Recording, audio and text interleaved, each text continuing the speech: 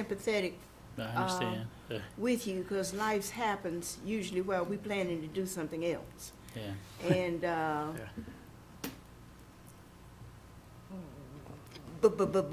but you're making it kind of hard. I'm sorry. Yes, ma'am. How much time are you asking for?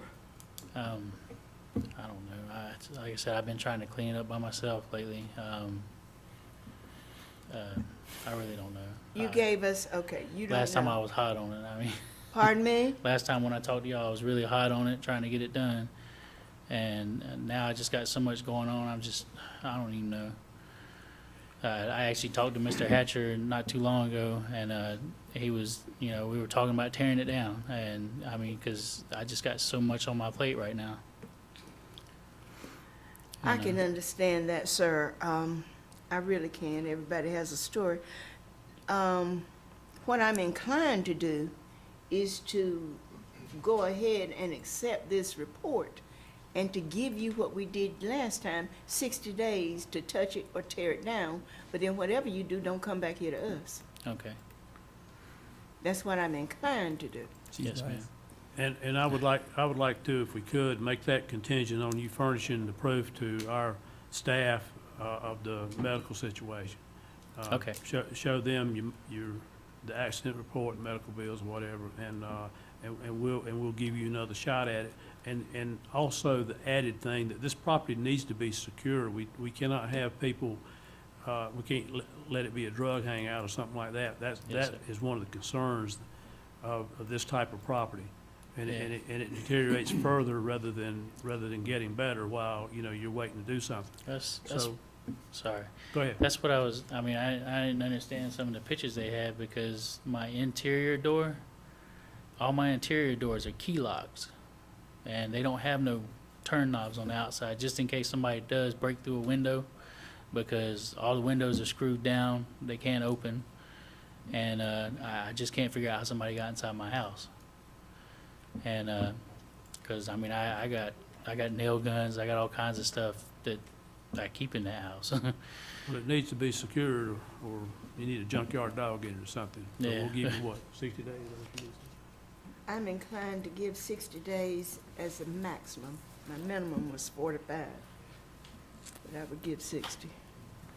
Okay, just put that in the form of a motion and All right. make it contingent on him furnishing documentation. Thank you. I move on case number MH 1068215, do something wrong, Now, go ahead and make the motion. that we adopt the order and report of the minimum housing inspector as a true facts in this case, and to order the property owner to remove or demolish the dwelling within 60 days, and to order the property owner to furnish proof of the said accident that he has implied that he was involved in. And to order the inspector to remove or demolish a dwelling if the owner fails to do so, and impose a lien on the real property for the cost of such action. And to direct the clerk to incorporate the foregoing findings and orders in an ordinance certified by the chairman and record the same in the register of deeds. Okay, I'll second the motion. Evans, Commissioner Evans? Thank you, Mr. Chair. I was thinking that if we're going to allow this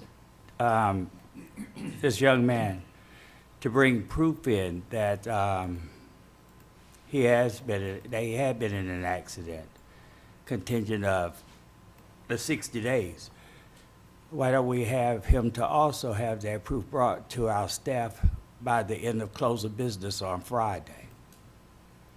And that way, it wouldn't be postponed that much longer. Speaking of safety, we'll go ahead and get it done. So I would like to, if Madam Commissioner would, Madam Council, Commissioner Council would allow a friendly amendment to that motion, that we ask that proof be provided to staff by close of business on Friday, whatever date Friday is. Or is it permissible to do that? Which Absolutely. staff, it makes sense to me. Do you know who to contact? Friday's a holiday. I just Oh, want to I'm sorry. remind you. Do 5 business days. 5 business days. 5 business days, yes. And then- sir. I apologize. Thank you. Thank you so much. 5 business days, and you will provide it to, Either Scott, myself, or yourself. I'll get the email. one of these two who's gonna talk to you, Okay, okay, if you want these days.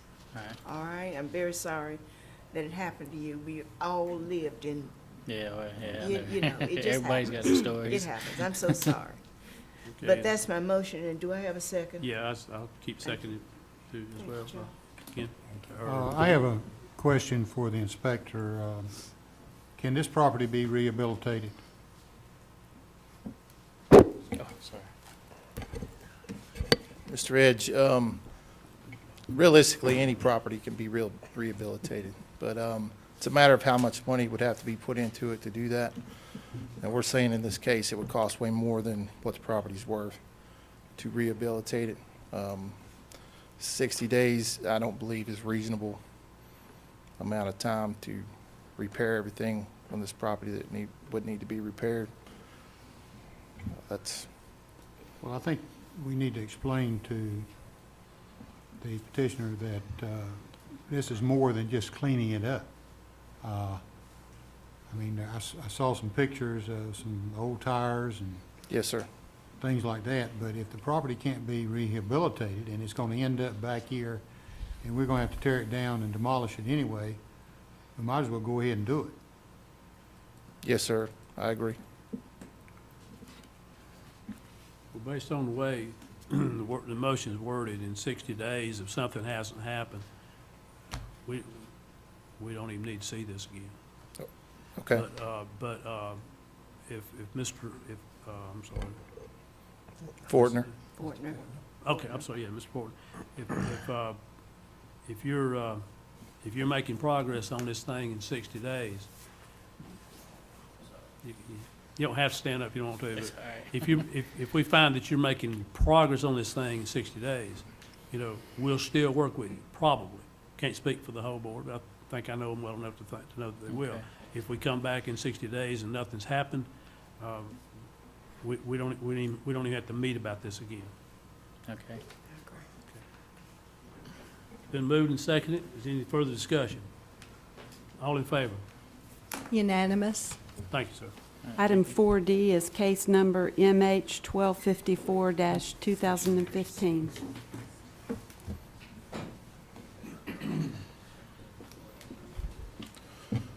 Okay, the property owner for this case is Isaac Roland Williams.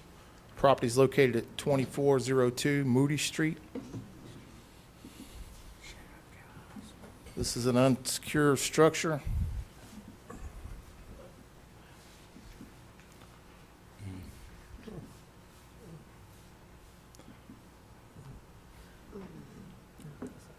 It's like my upstairs. And I believe we have a consent to demolish on this case. Consent to demolish. Open the public hearing. Any speakers on this case? There are no Okay, speakers. close the public hearing. Okay, what's the board's pleasure on this one? Let's make this. Okay, ready, I Go think. ahead. You got it. I move that we adopt the order and report of the minimum housing inspectors the true facts in this case and order the property owner to remove or demolish the dwelling within 30 days, and to order the inspector to remove or demolish a dwelling if the owner fails to do so, and impose a lien on the real property for the cost of such action, and to direct the clerk to incorporate the foregoing findings and orders in an ordinance certified by the chairman and record the same in the Register of Deeds. Second. Moved and seconded. Any discussion? All in favor? Unanimous. Item 4E is case number MH 1229-2015. Property owner on this case is William B. McIver, care of Roderick McIver. Property is located at 1202 and 1206 Mimosa Drive in Spring Lake. This is two structures on one property.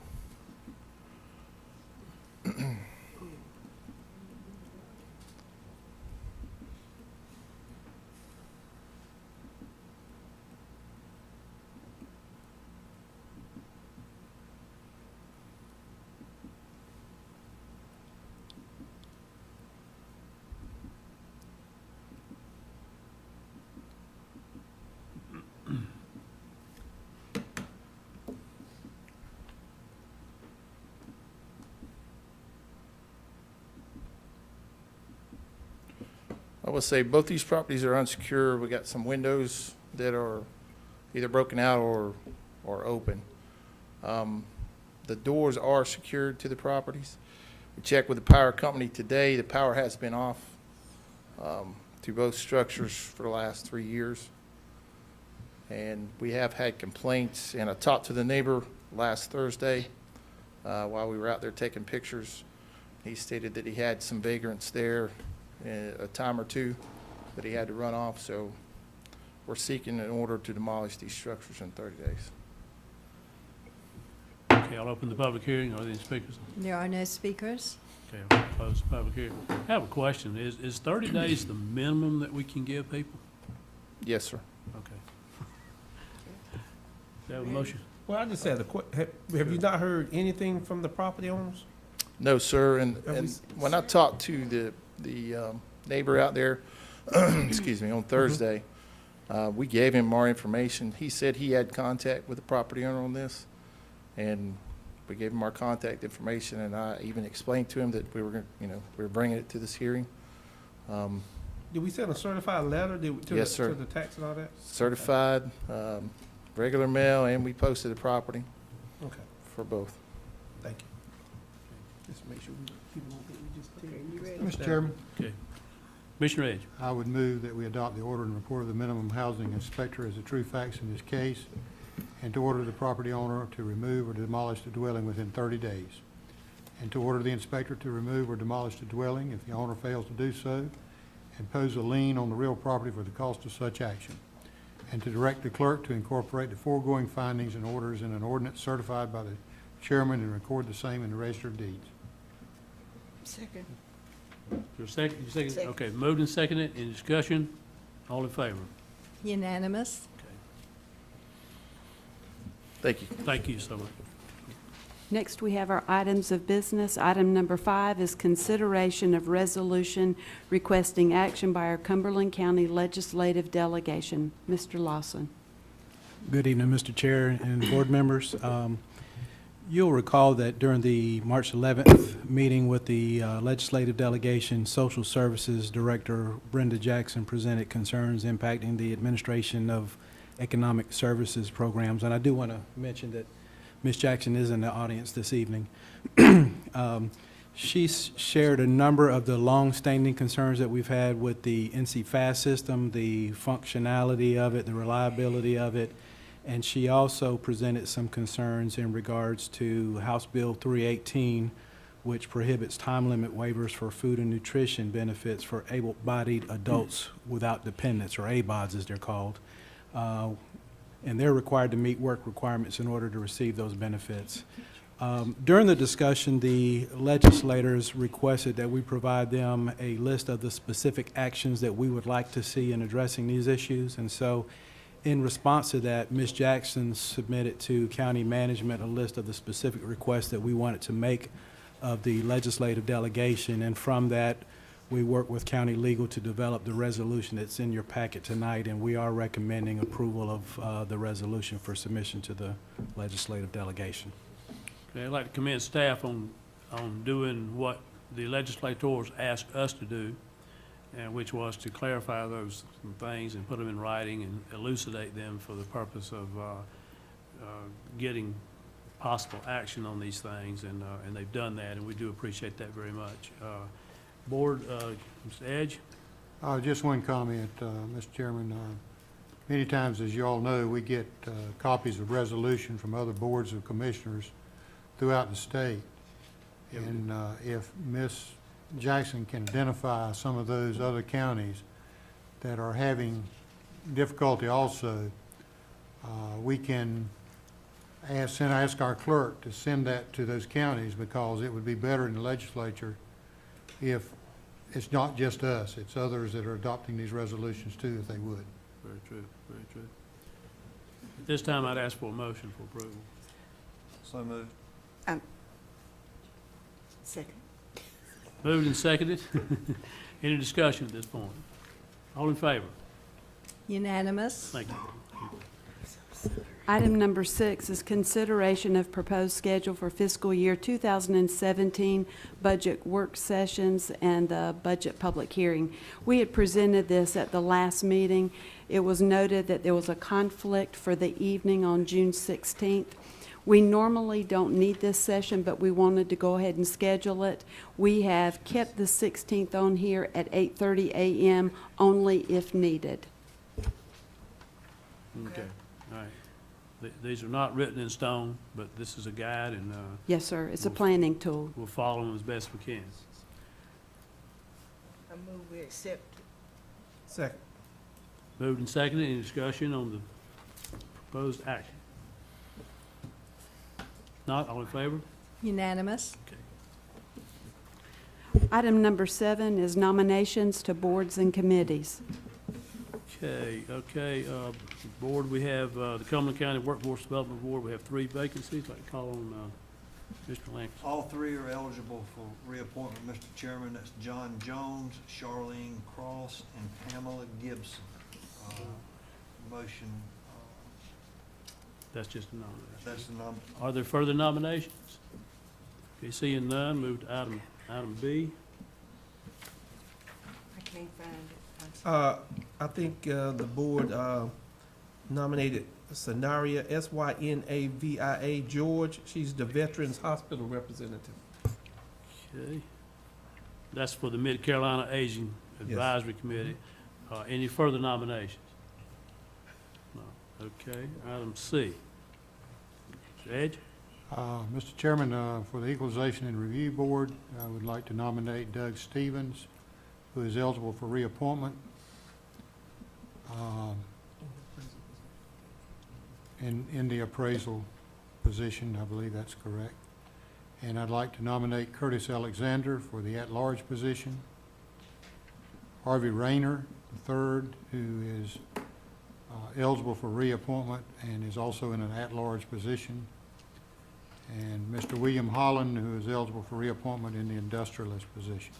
Okay, are there further nominations? Okay, we'll close the nominations. Okay, item 8, Mr. Vice Chairman. Mr. Chairman, appointments to the boards and committees. There's Adult Care Home Community Advisory Committee. There are 2 vacancies. The nominees were John Thompson and Clarence Everett Sr., which were both subject to reappointment. And for the Fayetteville Area Convention and Visitors Bureau, there was 1 vacancy, and the nominee was Sharon Lee. There is a number of nominees as to positions. I would move that we accept those, make those appointments to the boards. Second. Moved and seconded. Any discussion? All in favor? Unanimous. Item number 9, Mr. Chairman, is closed session, personnel matters pursuant to North Carolina General Statutes 143-318, 11A6. Okay, what's your pleasure, board? I so move, Mr. Chairman. Moved and seconded, go into closed session. All in favor? Discussion? All in favor? Unanimous. Okay, the board will now go into closed session for a personnel matter.